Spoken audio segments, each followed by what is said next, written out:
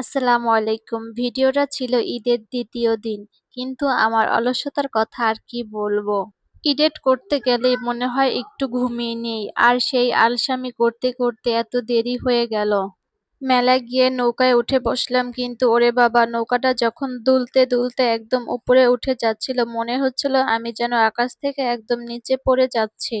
ওদিকে তো আমার ছোট্ট সোনা আয়ান তো মেলায় গিয়ে একদম রাজা। চারদিকে এত মানুষের ভিড়ে ওর হাঁটা চলা আর দাপাদাপি থামায় কে? বাচ্চাদের হরেক রকম খেলনা দেখে তো ও মহা খুশি।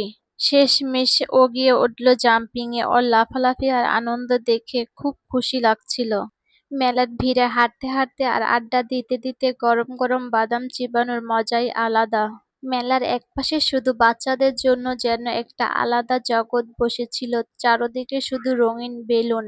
মেলায় গিয়েছি আর আচার খাবো না তা কি হয়? উফ, কত রকমের আচার ছিল সেখানে! টক, মিষ্টি, ঝাল, চালতা, বড়ই থেকে শুরু করে আমসত্ত্ব সবগুলোই জিভে জল এনে দিচ্ছিল। মেলার এক কোণে গোলাপ ফুল সাজানো ছিল। রাতের আলো সেই টকটকে লাল গোলাপগুলো দেখতে কি অপরূপ সুন্দর লাগছিল!